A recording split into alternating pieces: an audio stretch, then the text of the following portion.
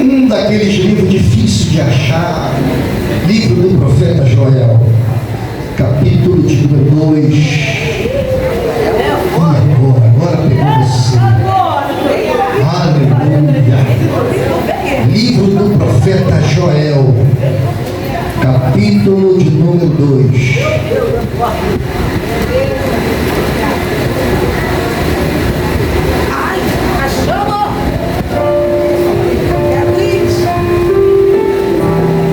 Eu vou ler o versículo do 22 ao 27 para que você entenda uma pincelada que eu vou dar no capítulo 1. 21. Não temas, ó terra, regozija-te, alegra-te, porque o Senhor fez grandes coisas. Não temas, animais do campo, porque os pastos do deserto reverdecerão, porque o arvoredo dará o seu fruto, e a vide e a figueira darão a sua força. E vós, filhos de Sião, regozijai-vos e alegrai-vos no Senhor, vosso Deus, porque Ele vos dará um ensinador de justiça, e fará descer a chuva temporã e a seródia no primeiro mês, e as eiras se encherão de trigo, e os lagares transbordarão de mosto e de óleo. Restitui-vos-eis os anos que foram consumidos pelo gafanhoto, a locusta, o pulgão, a luga, e o meu grande exército que enviei contra vós. Comereis fartamente, e ficareis satisfeitos, e levareis o meu nome, o nome do Senhor, vosso Deus, que procedeu para convosco maravilhosamente, e o meu povo não será mais envergonhado. E vós sabereis que eu estou no meio de Israel, e isso, eu sou o Senhor vosso Deus, e ninguém mais, e o meu povo não será mais envergonhado para sempre. Dedo de profeta. Vira para o seu irmão próprio das leis assim, ó. Você não será mais envergonhado. Fala com grande ênfase. Você não será mais envergonhado. Vamos orar. Senhor nosso Deus, muito obrigado, Senhor, pela tua palavra, que é santa, eficaz e mais penetrante que espada de dois gumes, divide almas e espíritos, juntas e medulas, e apta para discernir intenções do coração. Pai das luzes, nós queremos que o Senhor nos revele, Senhor, ou melhor, que o Senhor possa nos, Senhor, falar no meio da tua igreja tudo aquilo que o Senhor colocou no teu coração. É o que nós choramos e te glorificamos no nome maravilhoso de Jesus. E você senta, dá uma rajada de glória e diz um amém bem forte. Aleluia. Não serás envergonhado. Irmãos, estamos no dia 6 de dezembro. É isso? Onde foi dia 7 de dezembro, né? 7 de dezembro.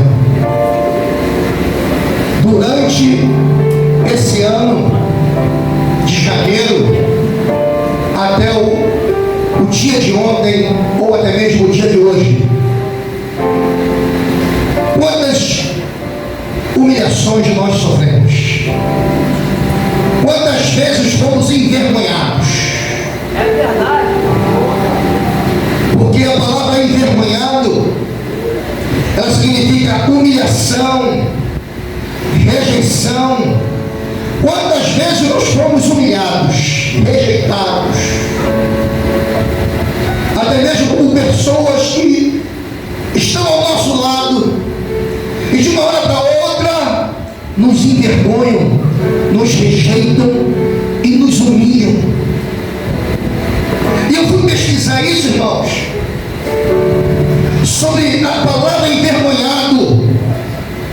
E olha o que a psicologia ela ensina sobre a palavra envergonhada. A psicologia ensina que diz que a vergonha é uma emoção intensa e dolorosa de inferioridade, medo, desejo de se esconder. A psicologia diz isso: medo de se esconder,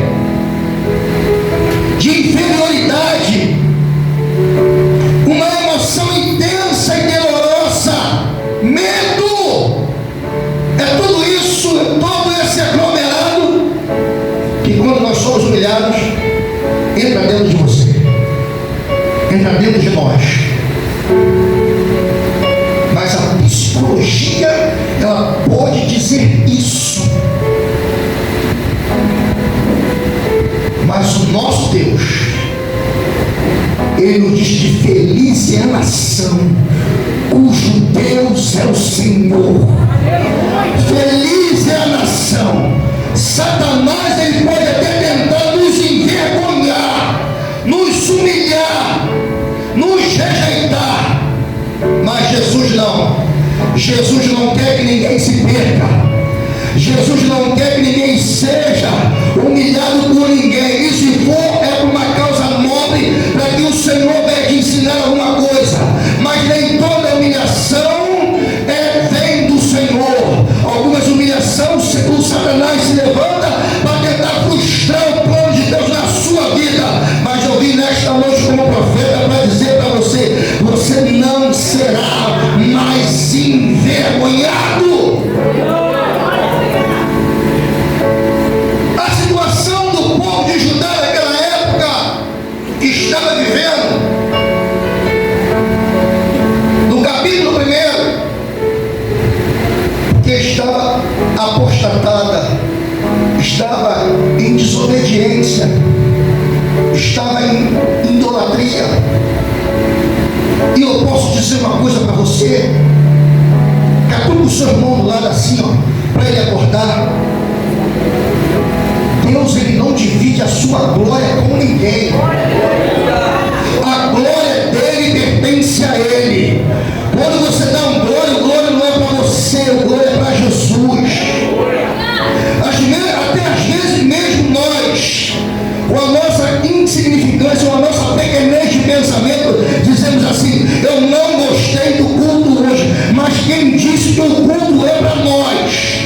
Quem disse que o culto é para você? O culto é direcionado a Ele. Quem faz o culto somos nós. Quer que o culto seja bom, começa a dar glória, começa a dar aleluia, começa a dizer: Senhor, receba essa palavra. E o Senhor vem entrando nesse lugar com glória, com unção, como aconteceu na inauguração do templo de Salomão, que os sacerdotes colocaram a arca no lugar santo dos santos, e quando eles saíram, começaram a tocar os músicos começaram a tocar, e os irmãos do lado de fora começaram a dizer: porque o Senhor é bom e a sua benignidade dura para sempre. Porque o Senhor é bom e a sua benignidade dura para sempre. E a casa encheu de uma glória, a casa encheu de uma nuvem, é que os sacerdotes não podiam ministrar, porque tamanha era a presença do Senhor. E o culto lá começa a entra no culto. Entra no culto. Eu li uma frase célebre de um dos grandes pregadores, John Wesley. Ele diz assim: coloca fogo no seu sermão. Coloca fogo no seu sermão.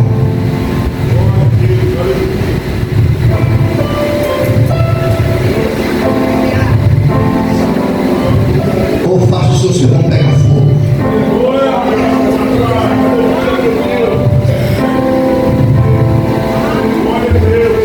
O povo estava em desobediência, virou as costas do Senhor. E o Senhor olha lá de cima, levanta o profeta Joel para profetizar uma palavra dura, uma palavra de sentença.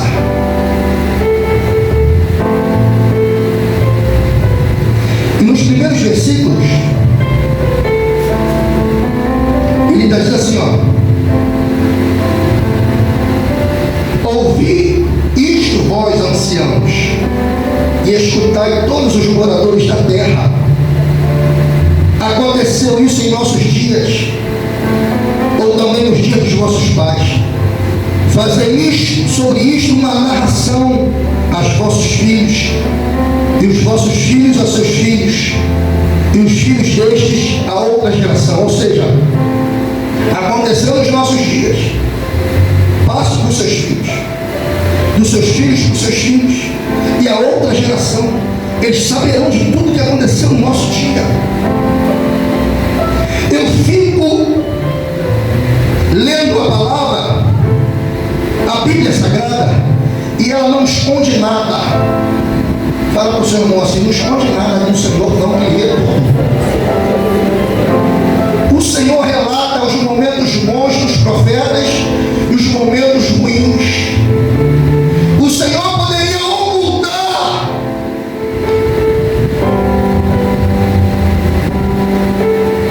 o que Davi fez, mandando assassinar. A Bíblia poderia ocultar o pecado de Davi. A Bíblia poderia ocultar que Jefité era filho de uma prostituta.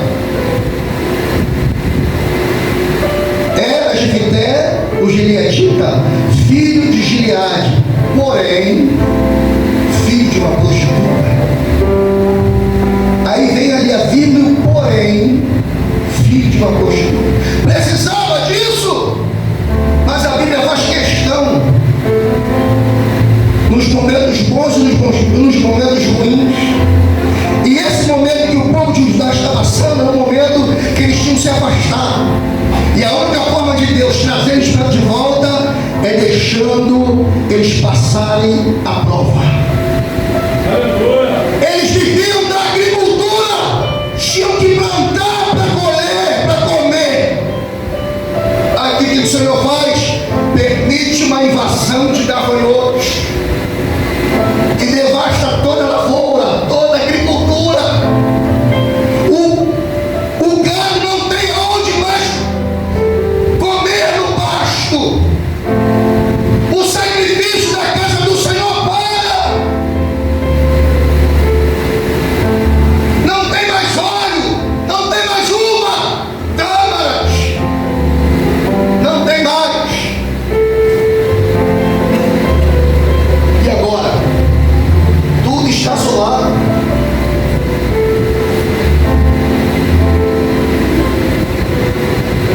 E um fica olhando para o outro: da onde vai vir a solução?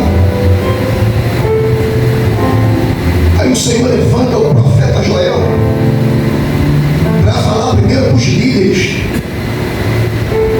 Porque se o povo se corrompe, é porque a liderança está corrompida. E não é nada diferente nos nossos dias atuais. Muitas lideranças estão corrompidas, as igrejas barrotadas. Eu sempre digo aqui, um pastor que eu ouvi na rádio, que ele disse assim: rapaz, a igreja que está falando tem 5 mil membros. Em pouco tempo, e eu estou aqui com a minha, e não tem essa quantidade de membros. E um belo dia ele foi perguntar a esse pastor qual era o segredo de 5 mil membros da igreja dele. Aí a resposta do pastor: aqui, pastor, a gente deixa o povo à vontade. Venha como estás, fica no lugar. A gente tem que pregar a palavra. Sim, mas ele precisa ter doutrina. Venha como estás, mas não fica como estás. Aí entra o profeta Malaquias, sendo usado pelo Senhor. Então verás a diferença daqueles que servem e daqueles que não servem. Você pode colocar duas pessoas, uma do lado da outra. Se uma estiver servindo fielmente ao Senhor, você espiritualmente vai discernir quem é que serve, porque o brilho é diferente. Alguém já chegou para você na rua e dizendo: você é diferente, rapaz. Você fala diferente, você anda diferente, você é uma pessoa idônea, você é uma pessoa íntegra.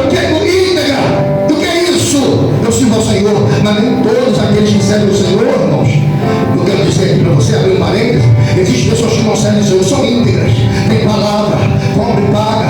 Tem pessoas que são fiéis àquilo para quem nos crê. Mas o profeta aqui, aí o Senhor fala no versículo 13, no capítulo 1: cingivos e lamentai os sacerdotes, gemei junto vestiu de pano de saco diante da noite, ministro do meu Deus, porque a oferta de manjares de nação cortadas foram da casa do Senhor. Santificai o jejum, apregoai um dia de proibição, congregai os anciãos, os moradores da terra, na casa do Senhor vosso Deus, e clamai ao Senhor. O Senhor está dizendo: chama os sacerdotes, chama todo o ministério, chama a igreja, entra para a igreja, entra para dentro do templo e clama a Ele. O Senhor está mandando o profeta Joel dizer isso.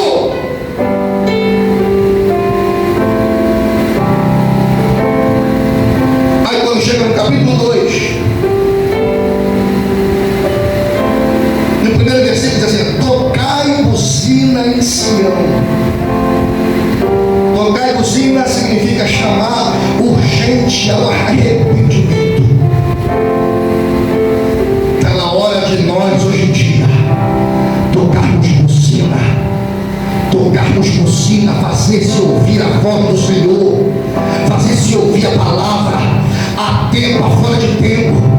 Muitos estão com comichão nos ouvidos, não estão querendo ouvir a sã doutrina, mas queira eles ouvir ou não, como foi o profeta Ezequiel, capítulo de número 2, queira eles ouvir ou não, saberão que houve um profeta no meio deles. E eu quero saber se alguém está aqui nessa noite, se existe algum profeta com coragem aqui nessa noite para pregar a palavra do Senhor, para dizer para alguém, ser usado pelo Senhor, que ele precisa colocar a casa em ordem, senão ele vai morrer como Isaías fez para o rei Ezequias. É que nós nos acovardamos e nesse caos todo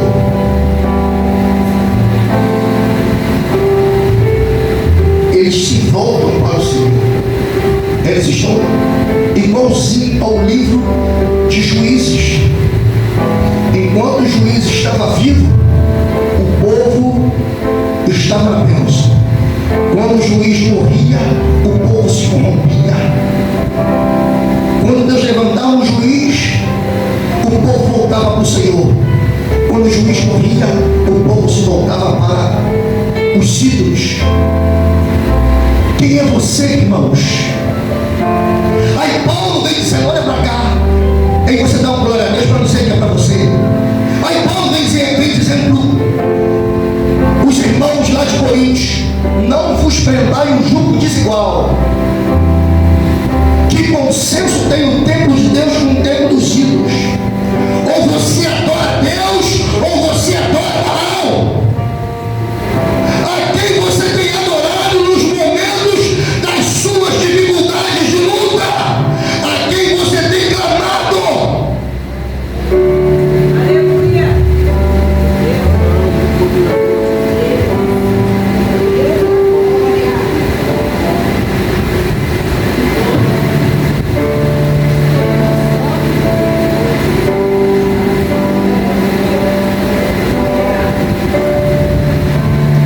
Porque até o nosso primo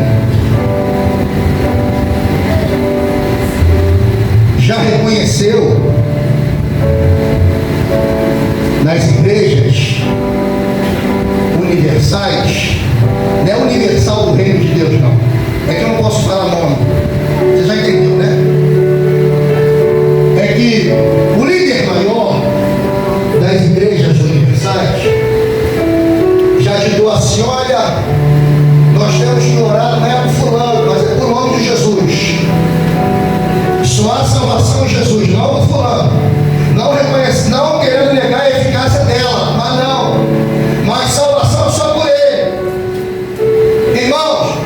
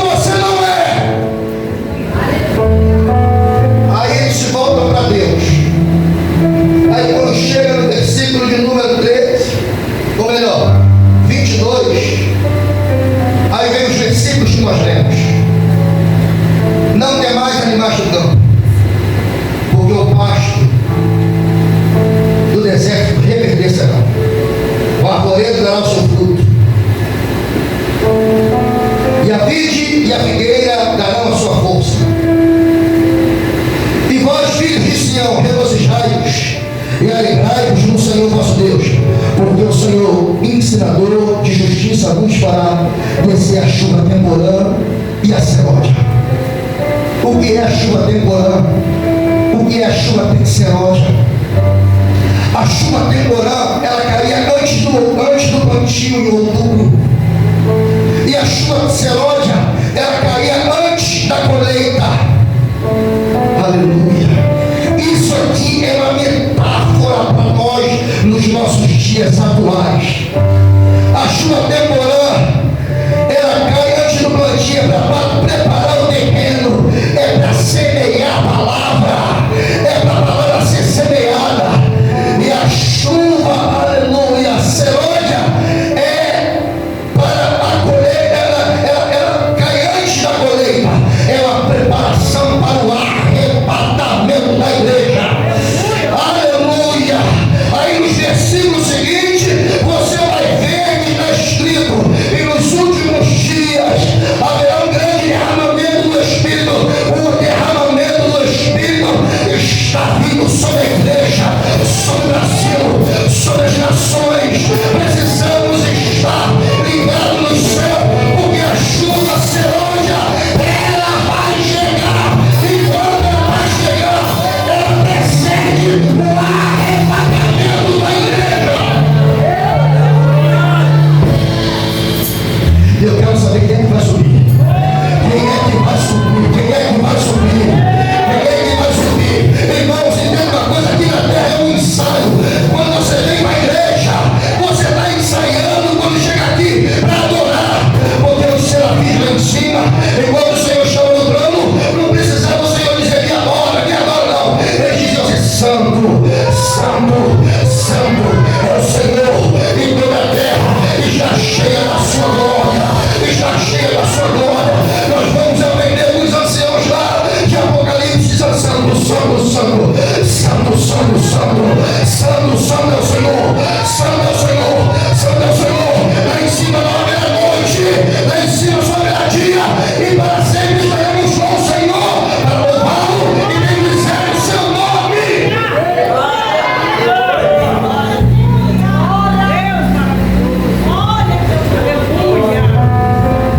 Mas antes de chegar nesses versículos, Joel disse assim: se converta ao Senhor. O que me chama a atenção, já vou encerrar. O que me chama a atenção, que Joel não estava falando para índio, não. Estava falando para o povo de Judá. Se converta ao Senhor. Se convertam. Um grande carinho e respeito. Fala para o seu irmão, não. Fala para você próprio. Se converta. Se converta.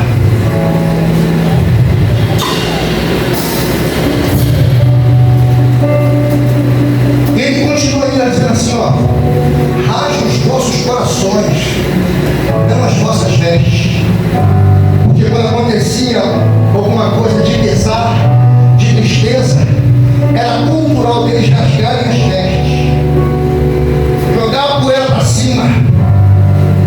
E Joel está dizendo para ele assim: não rasgue as vestes, não, rasgue os vossos corações. Aí eu me lembro lá de Samuel: Deus não olha a aparência. Você pode